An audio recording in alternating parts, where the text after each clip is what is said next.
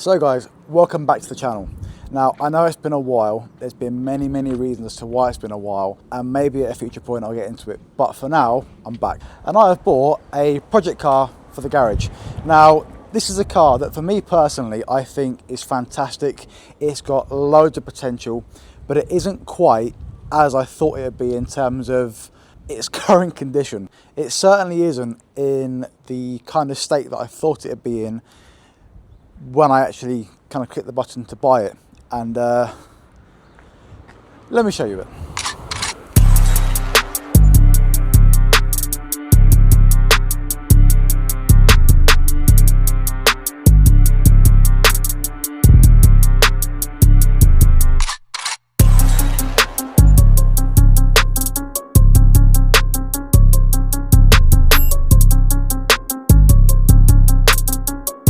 So, yes, I have bought a Civic Type R EP3. Now, for me, these cars, when you're just growing up, say, for me, 12, 13 years ago, this was the car to have, right? I had a 2-litre Fiesta ST 150, and the guy, when I bought it, was like, well, you could buy that, you spend like a couple of grand more, say £3,000, and buy one of these. And at the time, it was a bit of a, I wish. Well, now I have, but I've spent significantly more money than that. So some of you are probably thinking, why am I sat on the bonnet? I'm going to be denting it, I'll be scratching it. Well, look, to be quite honest with you, it's already completely knackered.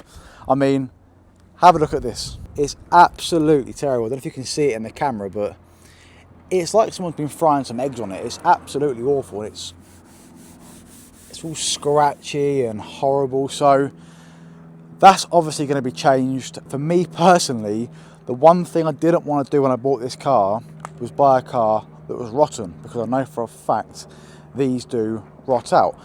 So I said to one of the technicians here, I said, Max, just do me a favour. When you look at it, make sure it isn't rotten. If there's any holes underneath it, walk away. He gets there, calls me up. Yeah, it's all good.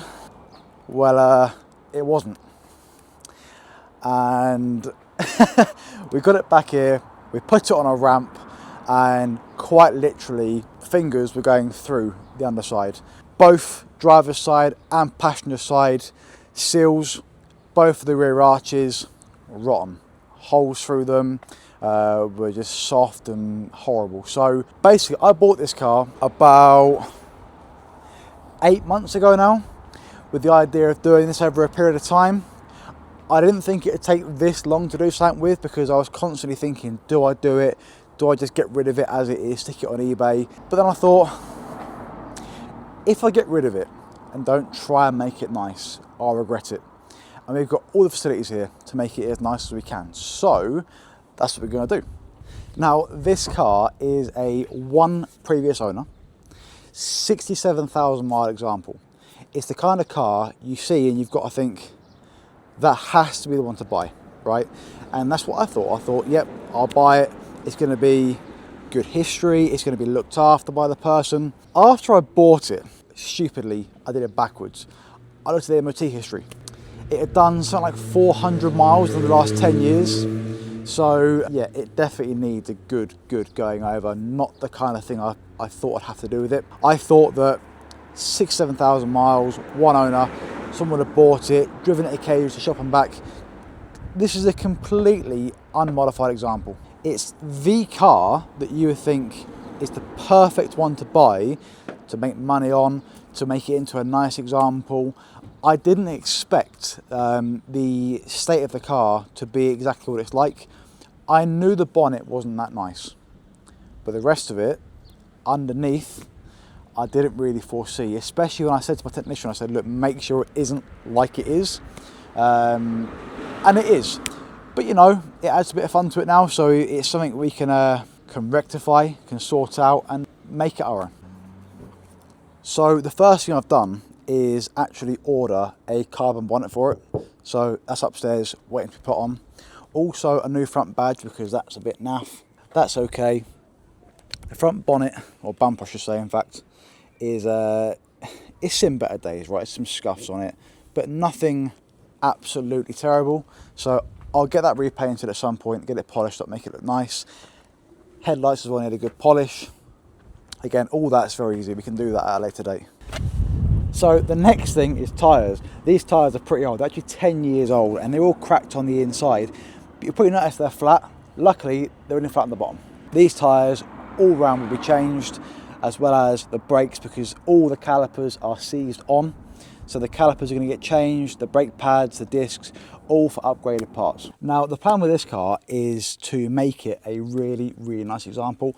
I want to make it the kind of car that you can kind of be proud of, you know. It's like one of them things that you kind of brought back from the dead. It's done 400 miles in the last 10 years. It'll probably do 400 miles in its first week with us.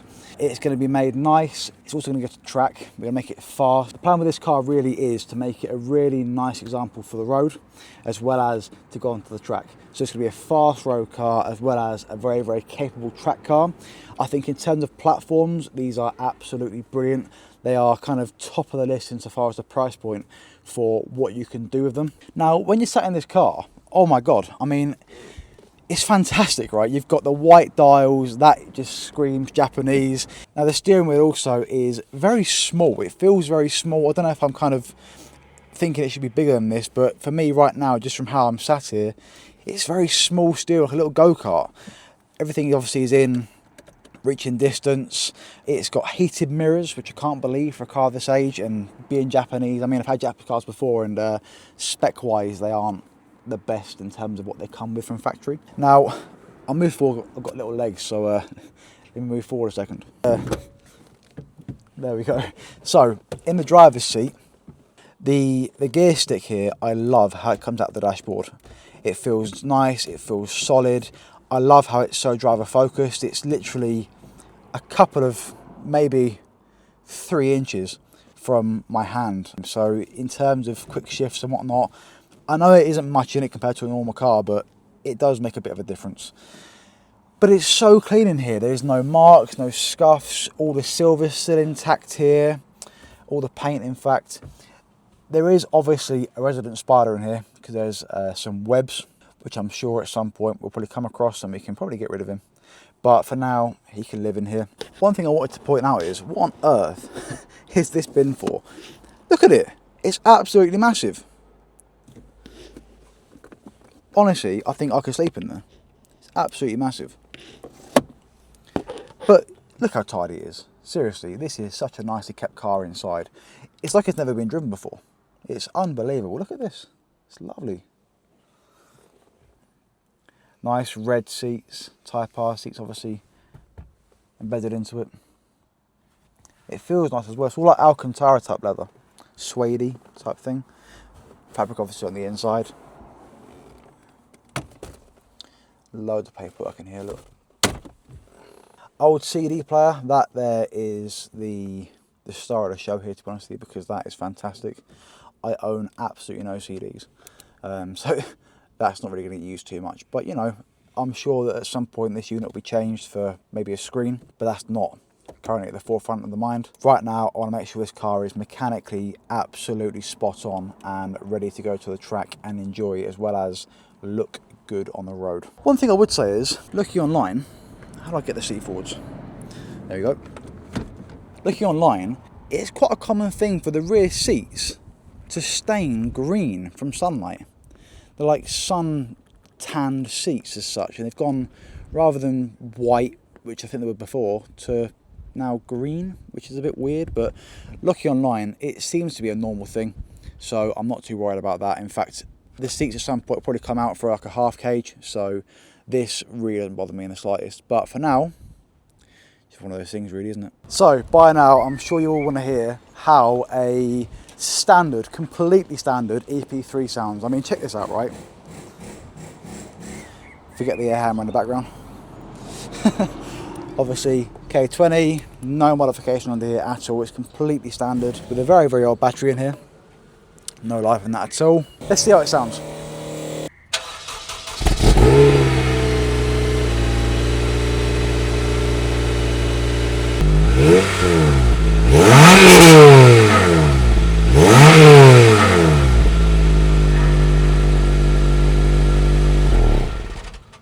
Now, I won't go too crazy because the car's been sat still for a long time.